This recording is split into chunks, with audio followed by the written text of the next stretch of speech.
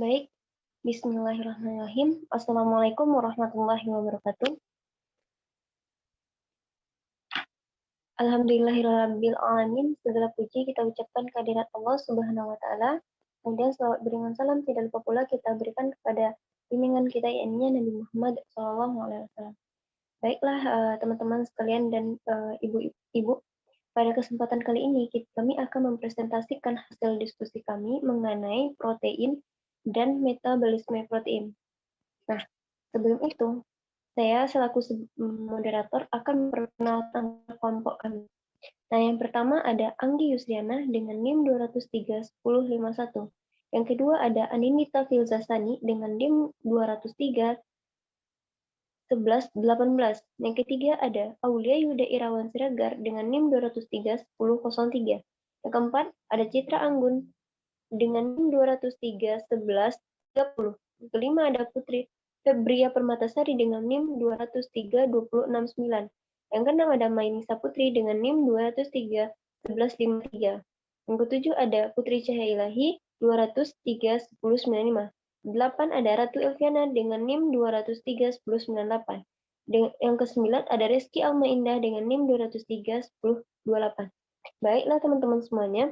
Nah, tanpa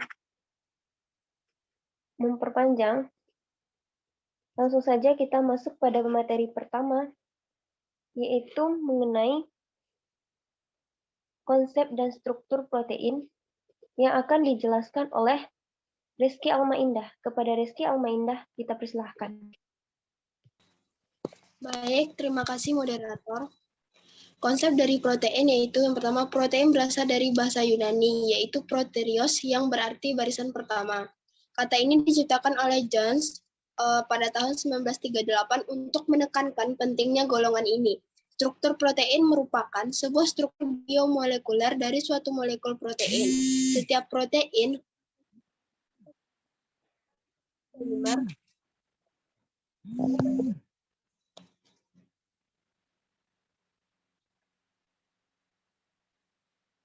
suatu polimer yang merupakan urutan yang terbentuk dari berbagai asam amino. Perjanjian suatu rangkaian yang panjangnya kurang dari 40 residu disebut sebagai polipeptida, bukan sebagai protein. Next, moderator. Umumnya, pada protein ditemukan 20 jenis rantai samping yang bervariasi dalam ukuran, bentuk muatan, kapasitas pengikatan hidrogen, dan juga reaktivitas kimia. Nah, susunan protein pada semua spesies mulai dari bakteri sampai manusia dibentuk dari 20 asam amino yang sama dan tidak pernah berubah selama evolusi. Keanekaragaman fungsi yang diperantarai oleh protein dimungkinkan oleh keragaman susunan yang dibuat dari 20 jenis asam amino ini sebagai unsur pembangun. Asam amino yang paling sederhana ialah glisin, yang hanya mempunyai satu atom hidrogen sebagai rantai samping. Asam amino berikut adalah alamin dengan gugus metil sebagai rantai samping. Rantai samping hidrokarbon yang lebih besar ditemukan pada valin, leusin, dan juga isoleusin. Rantai samping alifatik yang lebih besar ini bersifat hidrofobik, menolak air dan cenderung membentuk kelompok. Next, moderator. Kemudian yang kedua yaitu tentang penggolongan protein.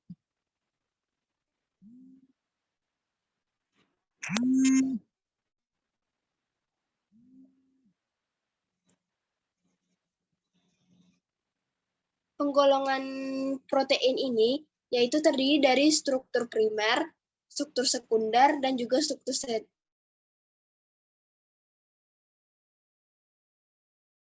berhubungan dengan pengaturan kedudukan ruang residu asam amino yang berdekatan dalam urutan linear.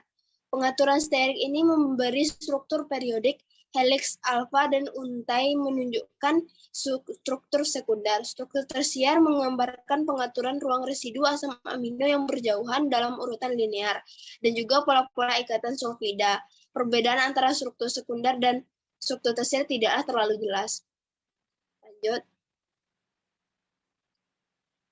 Pertama kita masuk pada struktur primer. Frederick Sanger menentukan urutan asam amino insulin suatu hormon protein. Urutan asam amino inilah yang kemudian dikenal sebagai struktur primer. Selain itu, Juga diperlihatkan bahwa insulin terdiri dari asam amino L yang saling berhubungan melalui ikatan peptida antara gugus amino alfa dan gugus karboksilat alfa. Prestasi ini merangsang peneliti lain untuk mempelajari urutan asam amino berbagai protein. Kemudian saat ini telah diketahui urutan asam amino yang lengkap lebih dari 10.000 protein. Fakta yang menyolok menyatakan bahwa tiap protein mempunyai urutan asam amino yang khas dengan urutan yang sangat tepat. Pada protein gugus karboksil alfa, asam amino terikat pada gugus amino alfa asam amino lainnya dengan ikatan peptida, atau disebut juga dengan ikatan amida. Pada pembentukan suatu peptida dari dua asam amino terjadi pengeluaran suatu molekul air. Keseimbangan reaksi ini adalah arah hidrolisis tidak ada pada sintesis. Oleh sebab itu, biosintesis ikatan peptida memerlukan energi bebas, sebaliknya hidrolisis ikatan peptida secara termodinamika bersifat ekstergonik. Lanjut, moderator. Kemudian yang kedua, struktur sekunder. Pada tahun 1951, mereka mengemukakan dua struktur polipeptida yang disebut helix alfa dan juga lembar berlipat beta. Struktur ini berhubungan dengan pengaturan kedudukan ruang residu asam amino dalam urutan linear. Helix alfa merupakan struktur berbentuk batang, rantai polipeptida utama yang bergelung membentuk bagian dalam batang, dan rantai samping mengarah ke luar helix. Bentuk helix alfa dimantapkan oleh ikatan hidrogen antara gugus NH dan juga gugus CO pada rantai utama. Gugus CO setiap asam amino membentuk ikatan hidrogen dengan gugus NH. Asam amino terletak pada 4 residu di depannya pada urutan linear. Berarti semua gugus CO dan gugus NH pada rantai utama membentuk ikatan hidrogen.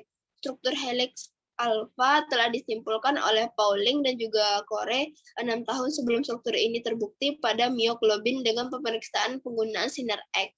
Uraian tentang struktur helix alfa ini merupakan peristiwa penting dalam sejarah biologi molekuler sebab memperlihatkan bahwa konformasi rantai polipeptida dapat diperkirakan bila sifat komponennya diketahui dengan teliti dan juga tepat. Lanjut.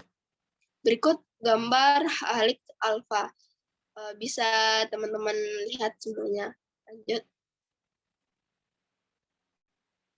Rantai polipeptida yang bersebelahan pada lembar berlipat beta dapat searah atau lembar beta paralel atau berlawanan arah lembar beta antiparalel. Misalnya fibroin sutra hampir seluruhnya terdiri dari tumpukan lembar beta antiparalel. Bagian lembar beta seperti ini merupakan struktur yang berulang pada banyak protein. Sering dijumpai unit struktur yang terdiri dari 2-5 untai lembar beta paralel atau antiparalel. Berikut gambar dari beta paralel. Next, moderator. Kemudian yang terakhir yaitu struktur tersier. Struktur tersier menggambarkan pengaturan ruang residu asam amino yang berjauhan dalam urutan linear dan pola ikatan-ikatan disulfida. Perbedaan antara struktur sekunder dan tersier tidaklah terlalu jelas. Kolagen memperlihatkan tipe khusus suatu helix dan merupakan protein yang paling banyak ditemukan pada mamalia. Kolagen merupakan komponen serat utama dalam kulit, tulang, tendon, tulang rawan, dan gigi. Gambar yang di bawah ini merupakan perbedaan dari ketiga struktur tersebut, sekunder, primer, dan juga tersier. Dikembalikan kepada moderator. Baik, terima kasih kepada Reski Almaindah yang telah menjelaskan materi mengenai konsep dan struktur protein beserta penggolongan protein. Nah, selanjutnya kita masuk pada ikatan peptida dan struktur dan penggolongan asam amino yang akan dijelaskan oleh Febria Permatasari. Kepada Febria dipersilahkan. Ikatan peptida. Peptida merupakan molekul yang terbentuk dari 2 atau lebih asam amino. Ikatan peptida adalah ikatan yang terbentuk dari satu molekul OH dari gugus karboksil dan satu atom H dari gugus amino. Ia membentuk ikatan peptida dengan melepaskan satu molekul air. Reaksi ini disebut reaksi kondensasi. Sedangkan sebaliknya, bereaksi dengan ikatan peptida, maka ikatan peptida ini akan terputus kembali, dan reaksi ini disebut sebagai reaksi hidrolisis. Asam amino yang yang kecil dari 50 disebut dengan peptida, sedangkan asam amino yang lebih dari 50 disebut dengan protein. Slide selanjutnya, moderator. Nah, ini proses terbentuknya ikatan peptida. Terdapat dua reaksi yang terjadi. Yang pertama kondensasi dan yang kedua hidrolisis. Selanjutnya, moderator. Struktur dan penggolongan asam amino. Nah, struktur asam amino, satu atom C mengikat 4 gugus, yang mana 4 gugus tersebut yaitu NH2 disebut dengan gugus amina, COOH disebut dengan gugus karboksil, OH disebut dengan atom hidrogen, dan R atau gugus samping. Nah, inilah struktur asam amino tersebut, yang mana C mengikat hidrogen di atasnya, dan pada rantai yang kiri NH2 itu amino, dan rantai kanannya yang COOH itu karboksil. Nah, R itu rantai samping. Rantai samping atau gugus R sebagai pembeda antara asam amino yang satu dengan yang lain. Gugus R juga berperan sebagai struktur, kelarutan, dan fungsi biologis dari suatu protein. Dengan adanya gugus R dapat menentukan sifat asam amino seperti hidrofobik, hidrofilik, asam, asam glutamat, basa, belerang, serta cincin aromatik atau tirosin. Nah, gugus R ini sebagai pembeda asam amino tersebut. Apakah dia itu hidrofilik atau hidrofobik? Maksud hidrofobik di sini yaitu hidro berarti air, sedangkan fobik berarti fobia. Jadi asam amino ini tidak berinteraksi dengan air. Sedangkan hidrofilik ini asam amino yang bisa berinteraksi dengan air. Nah, inilah penggolongannya yang mana asam amino hidrofilik dan hidrofobik. Baiklah, sekian dari saya kembalikan kepada moderator.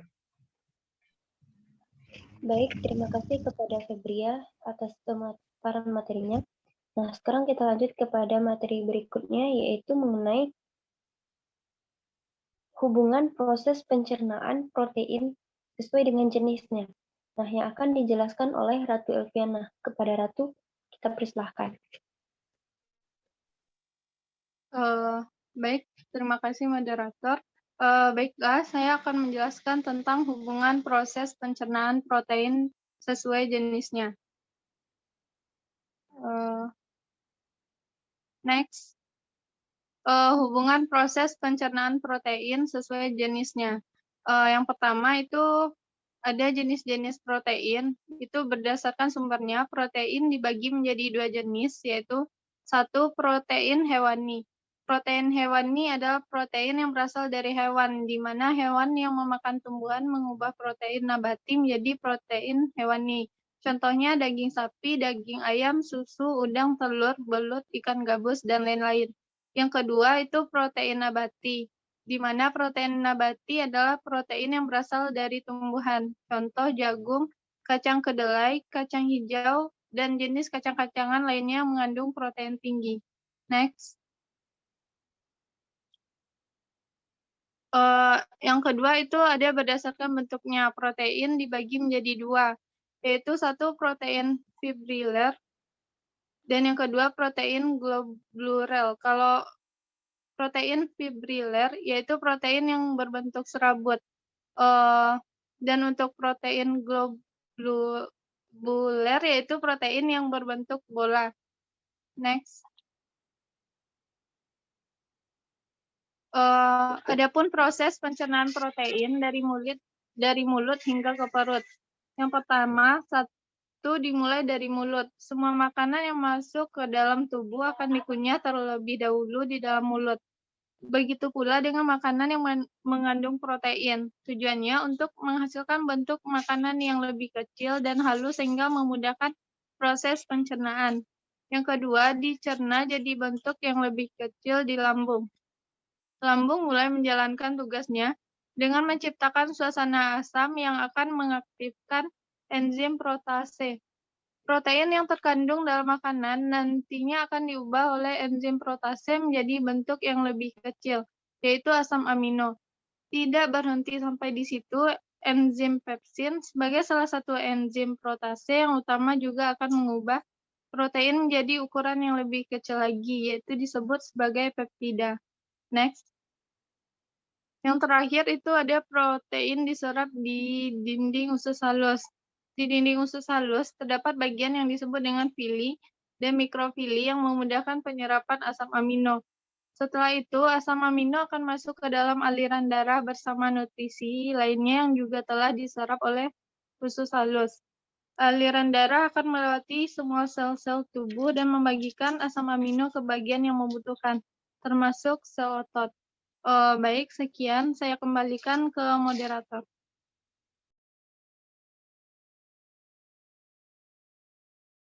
Baik, terima kasih kepada Ratu Elviana. Nah, selanjutnya kita akan membahas mengenai proses absorpsi dan transport protein. Nah, yang akan disampaikan oleh Aulia Yuda Irawan. Kepada Yuda, kita persilahkan.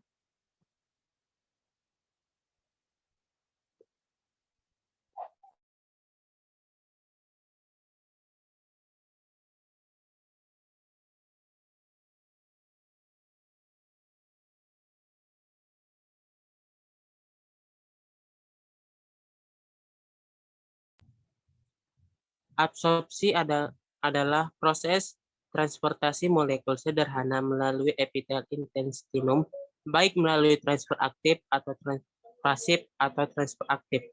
Transfer pasif artinya proses transportasi molekul tersebut sederhana, cukup dengan difusi biasa, dan tidak memerlukan energi. Molekul-molekul yang dapat diabsorpsi dengan cara transfer pasif adalah air, molekul kecil, molekul diabsorpsi dengan molekul inorganik atau K plus natrium plus. Transfer aktif yaitu dalam transportasi molekul tersebut diperlukan energi atau ATP dan seringkali perlu molekul pembawa dan molekul CO transport. Untuk penyerapan glukosa dari lumen intestinum ke enterosit atau epitel intestinum perlu adanya molekul protein pembawa dan CO transport natrium. Tanpa keberadaan dua molekul tersebut, glukosa tidak dapat masuk ke epitel intestinum. Molekul-molekul yang diserap dengan cara ini adalah glukosa dan asam amino. Selanjutnya, adapun proses-proses dari absorpsi yaitu yang pertama, proses absorpsi nutrien terjadi di intestinum ternue yang dilakukan oleh sel-sel epitel kolumner silindris yang terdapat pada villi. Selain sel absorpsi, di dalam villi ini terdapat pembuluh darah, pembuluh kil atau limfa, dan sel goblet. Yang kedua, sel-sel goblet terselip di antara sel-sel absorpsi. Jumlahnya lebih sedikit dan semakin bertambah pada bagian ileum dan duodenum. Sel goblet menghasilkan glikoprotein asam yang berfungsi melindungi dan melumasi mukosa pembatas usus halus. Yang ketiga, sel goblet menghasilkan glikoprotein asam yang berfungsi melindungi dan melumasi glukosa pembatas usus halus. Sel goblet menghasilkan glikoprotein asam yang berfungsi melindungi dan melumasi mukosa pembatas usus halus. Baiklah, selanjutnya. Yang keempat, asam amino dan glukosa diabsorpsi oleh sel-sel absorpsi pada villi dan diangkut oleh darah menuju hati melalui sistem vena portal hepatika. Adapun asam lemak bereaksi terlebih dahulu dengan garam empedu membentuk emulsi lemak. Emulsi lemak bersama gliserol diabsorpsi oleh sel-sel pada villi. Dari dalam villi, asam lemak dilepaskan, kemudian asam lemak mengikat gliserin dan membentuk lemak kembali. Yang terakhir, kelima, lemak yang terbentuk kemudian masuk ke dalam pembuluh limfa yang terdapat pada bagian tengah villi. Melalui pembuluh limfa menuju vena terjadi proses emulsi lemak, sedangkan garam empedu masuk ke dalam darah menuju hati dan dibentuk lagi melalui menjadi empedu. bahan-bahan yang tidak dapat diabsorpsi di intestinum tenue akan didorong menuju intestinum cruentum. Mungkin demikian yang dapat sampaikan. Saya kembalikan kepada moderator. Terima kasih kepada Yuda telah menjelaskan materi tentang proses absorpsi dan transport protein. Nah, selanjutnya kita masuk kepada materi metabolisme protein. Yang pertama yaitu mengenai proses metabolisme dan asam amino yang akan dijelaskan oleh Mainisa Putri. Kepada Mainisa, kita persilahkan.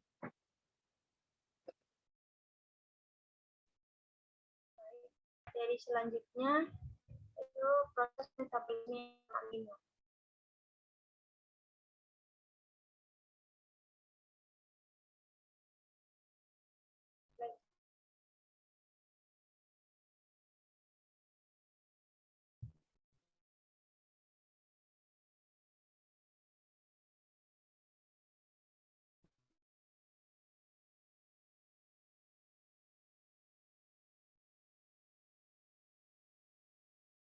Protase dan peptida degrade protein untuk asam amino. Kerentanan relatif suatu protein terhadap degradasi dinyatakan sebagai waktu paruh, waktu yang diperlukan untuk menurunkan konsentrasinya menjadi setengahnya nilai awal. Waktu paruh protein hati berkisar dari kurang dari 30 menit hingga lebih dari 110 jam. Enzim housekeeping yang khas seperti enzim glikolisis memiliki nilai T lebih dari 100 jam. Sebaliknya, pada enzim mungkin memiliki nilai T serendah 0,5 sampai 2 jam. Urutan phase daerah kaya prolin, glutamat, serin, dan keolin menargetkan beberapa protein untuk degradasi cepat. Intraseluler menghidrolisis ikatan peptida internal. Peptida yang dihasilkan kemudian terdegradasi menjadi asam amino oleh endopeptidase yang menghidrolisis ikatan peptida internal dan oleh aminopeptidase dan karboksipeptidase yang menghasilkan asam amino berurutan dari amino dan karboksil termini masing-masing. Selanjutnya, degradasi ATP independen. Degradasi glikoprotein darah mengikuti hilangnya A bagian asam sialat dari ujung non-pereduksi oligosakarida mereka rantai. Asialoglikoprotein kemudian diinternalisasi oleh sel hati reseptor asialoglikoprotein dan didegradasi oleh protease lisosom. Protein intraseluler ekstraseluler terkait membran dan berumur panjang juga terdegradasi dalam lisosom oleh proses ATP independen. Selanjutnya, degradasi tergantung ATP dan ubiquitin. Degradasi protein pengatur dengan waktu paruh pendek dan protein yang gagal melipat terjadi di sitosol dan membutuhkan ATP dan ubiquitin. Dinamakan berdasarkan keberadaannya di semua sel eukariotik. Ubiquitin adalah polipeptida kecil 8,5 pada Dalton 76 residu yang menargetkan banyak protein intraseluler untuk degradasi. Struktur utama ubiquitin sangat terjaga. Hanya 3 dari 76 residu yang berbeda antara ragi dan ubiquitin manusia. Angka 28-1 menggambarkan struktur 3 dimensi ubiquitin, di mana molekul terikat oleh ikatan non-A-peptida yang terbentuk antara terminal karboksil dari ubiquitin dan gugus amino dari residu lisil dalam protein target. Selanjutnya, gambar berikut reaksi yang terlibat dalam pelekatan ubiquitin untuk protein. 3 enzim terlibat. E1 adalah enzim pengaktif, E2A transverse, dan E3 ligase. Meski digambarkan sebagai entitas tunggal, ada beberapa jenis E1 dan lebih dari 500 jenis E2. Terminal COOH dari ubiquitin pertama membentuk ioster. Hidrolisis gabungan PPI oleh kriofosfatase memastikan reaksi akan berlangsung dengan mudah. Sebuah ioster reaksi pertukaran transfer ubiquitin yang diaktifkan ke E2.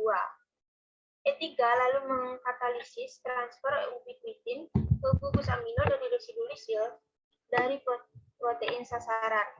Putaran tambahan ubiquitinase menghasilkan poliubiquitinasi selanjutnya. Lanjut, residu yang ada di terminal aminonya mempengaruhi apakah protein ada di mana-mana. Terminal amino met atau seresidu memperlambat, sedangkan ASP atau ARG mempercepat ubiquitinase. Lampiran dari satu molekul ubiquitin menjadi protein transmembran mengubah lokalisasi subseluler dan menargetkan mereka untuk degradasi protein. Protein larut menjalani polyubiquitination. Perlekatan yang dikatalisis ligase dari 4 atau lebih banyak molekul ubiquitin tambahan. Selanjutnya, setelah degradasi protein yang ditandai di mana-mana terjadi di protasom, makromolekul yang juga ada di mana-mana dalam sel eukariotik. Protosom terdiri dari makromolekul kompleks seluler protein yang cincin bertumpuk membentuk pori tengah yang menampung situs aktif proteolitik enzim. Untuk degradasi protein harus terlebih dahulu memasuki pori pusat, masuk ke inti diatur oleh dua cincin luar yang mengenali protein. Kemudian degradasi ini merupakan gambar dari pandangan akhir dari protesom. Selanjutnya, pertukaran interorgan mempertahankan tingkat sirkulasi asam amino. Pemeliharaan konsentrasi plasma yang bersirkulasi dalam keadaan guna asam amino di antara waktu makan tergantung pada keseimbangan bersih antara pelepasan dari simpanan protein endogen dan pemanfaatan oleh berbagai jaringan. Otot menghasilkan lebih dari setengah dari total kumpulan asam amino bebas tubuh, dan hati tempat enzim siklus urea yang diperlukan untuk pembuangan kelebihan nitrogen. Asam amino bebas terutama alanin dan glutamin dilepaskan dari otot ke dalam sirkulasi. Alanin diekstraksi terutama oleh hati, dan glutamin adalah diekstraksi oleh usus dan ginjal. Yang keduanya mengubah sebagian menjadi alanin. Glutamin juga berfungsi sebagai sumber amonia untuk ekspresi oleh ginjal. Ginjal menyediakan sumber utama serin untuk diserap oleh jaringan perikal, termasuk hati dan otot. Bercabang rantai asam amino, terutama valin, dilepaskan oleh otot dan diambil didominasi oleh otak. Lanjut. Berikut merupakan gambar keadaan pasca penyerapan, pertukaran asam amino antar organ dalam keadaan normal manusia pasca serap.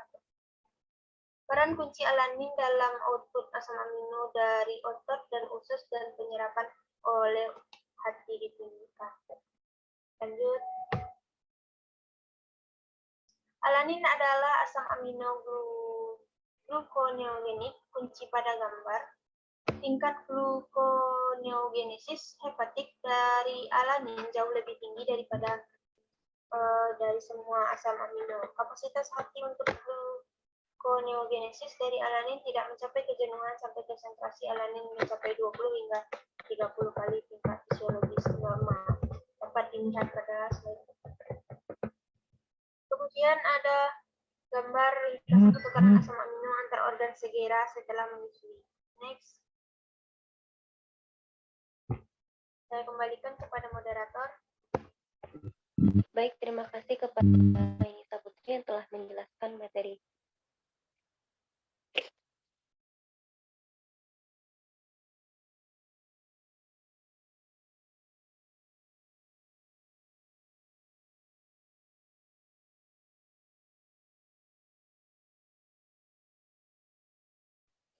Baik, selanjutnya untuk materi tentang proses degradasi asam amino akan dijelaskan oleh Citra Anggun. Kepada Citra Anggun kita persilahkan.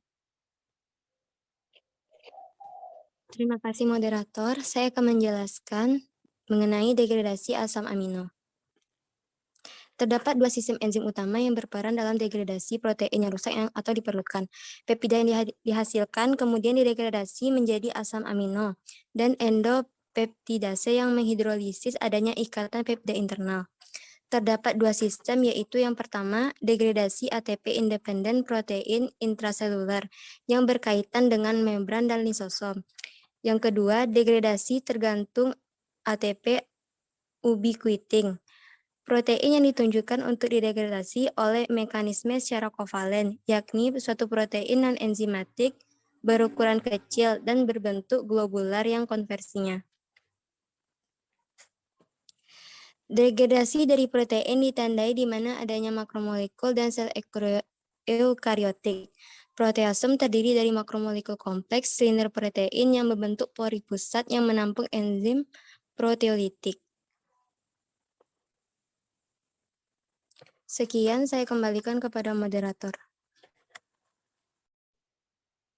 Baik, terima kasih kepada Citra Anggun. Nah, selanjutnya kita masuk kepada proses siklus urea yang akan dijelaskan oleh Anggi Yusriana. Kepada Anggi, kita persilahkan.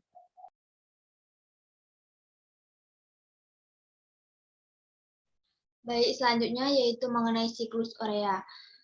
Biosintesis urea terjadi dalam 4 tahap, yaitu yang pertama transminasi, yang kedua yaitu deaminasi oksidatif glutamat, dan yang ketiga transport amonia, dan yang keempat yaitu reaksi siklus urea. Di sini terdapat siklus biosintesis urea yang terjadi dalam 4 tahap. Selanjutnya, dua reaksi pertama terpenting pada sintesis urea terjadi di dalam matriks mitokondria, sedangkan sisa enzimnya di dalam siklus terletak di dalam sitosol. Proses siklus urea yaitu sebagai berikut. Yang pertama yaitu pembentukan karbamil fosfat. Pembentukan karbamoil fosfat dilakukan oleh karbamoil fosfat sintesis 1 melalui pemecahan 2 molekul ATP. Amonia yang digabungkan dengan karbamoil fosfat terutama disediakan melalui deaminasi oksidatif glutamat oleh glutamat dehidrogenase mitokondria. Pada akhirnya, atom nitrogen yang berasal dari amonia menjadi satu nitrogen urea. Karbamoil fosfat sintesis 1 memerlukan N-asetil glutamat sebagai aktivator alosentrik positif. Reaksi ini tidak memerlukan N-asetil glutamat dan terjadi di dalam sitosol. Seperti inilah pembentukan dan degradasi N-asetil glutamat, yaitu yang menjadi suatu aktivator alosentrik karbamoil fosfat sintesis 1.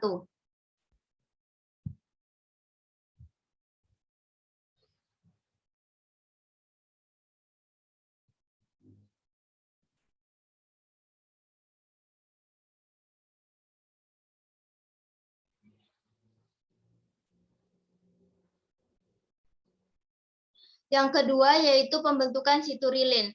Bagian karbamoil dari senyawa karbamoil fosfat akan ditransfer ke ornitin oleh enzim ornitin transkarbamoilase atau OTC ketika fosfat energi ketinggi dilepas sebagai fosfat sitosol. Ornitin dihasilkan kembali pada setiap putaran siklus urea yang kebanyakan dengan cara seperti regenerasi oksaloasetat lewat sejumlah reaksi dalam siklus asam sitrat. Proses yang ketiga yaitu pembentukan arginin suksinat atau sintesis arginosuksinat. Arginosuksinat sintesis menggabungkan siturilin dengan aspartat untuk membentuk arginosuksinat. Gugus alfa amino dari aspartat untuk menyediakan nitrogen kedua yang pada akhirnya bergabung dengan urea. Pembentukan arginosuksinat dilakukan dengan pemecahan ATP menjadi AMP dan pirofosfat atau PP. ATP tersebut merupakan molekul ATP ketiga dan terakhir yang dipakai dalam pembentukan urea. Dan ini merupakan siklus atau aliran nitrogen dari asam amino menjadi urea. Gugus amino untuk sintesis urea dikumpulkan dalam bentuk amonia dan aspartat.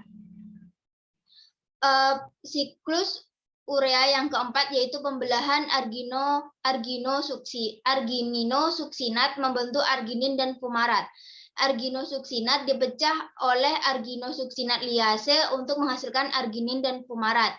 Arginin yang dibentuk melalui reaksi ini berperan sebagai precursor antara urea. Fumarat yang dihasilkan dari siklus urea akan dihidrasi menjadi malat, sehingga membentuk hubungan dengan beberapa jalur metabolisme. Yang kelima yaitu pembelahan arginine melepaskan urea dan reformasi ornitin. Arginase memecah arginin menjadi ornitin dan urea, dan hanya terjadi di dalam hati. Jadi sementara di jaringan lain seperti ginjal dapat mensintesis arginin melalui reaksi ini. Hanya hati yang dapat memecah arginin dan dengan demikian akan mensintesis urea. Yang keenam yaitu urea akhir.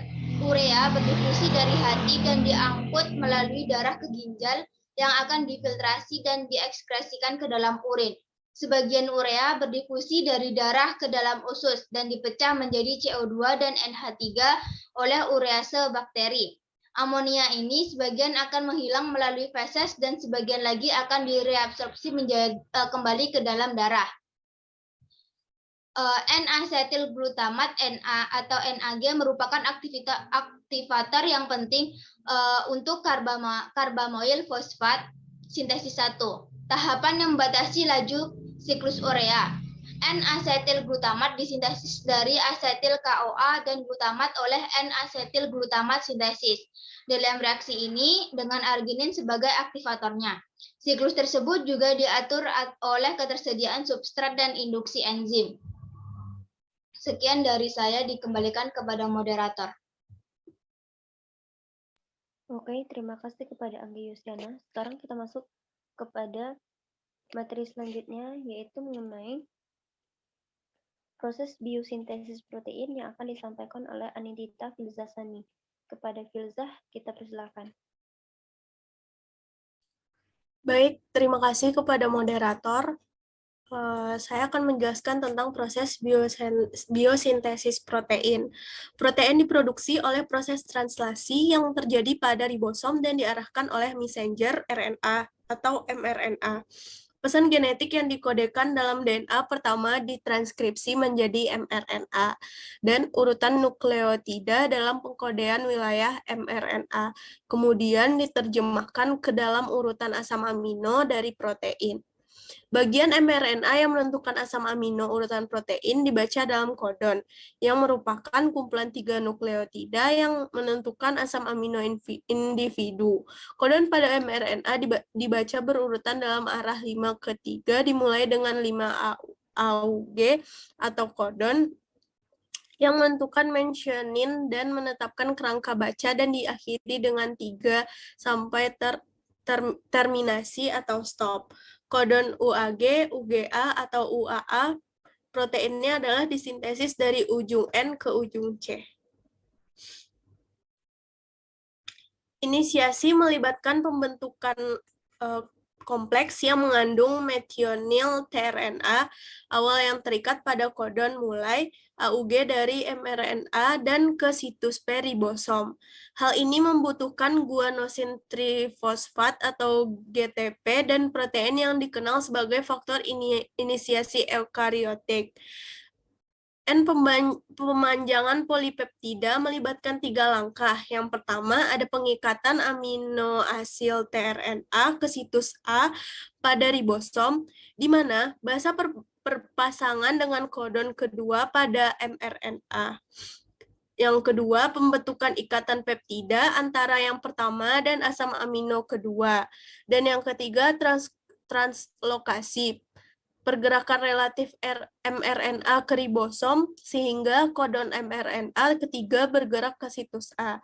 Ini 3 langkah perpanjangan diulang sampai kodon terminasi sejajar dengan situs di ribosom, di mana aminoasil tRNA berikutnya biasanya akan mengikat.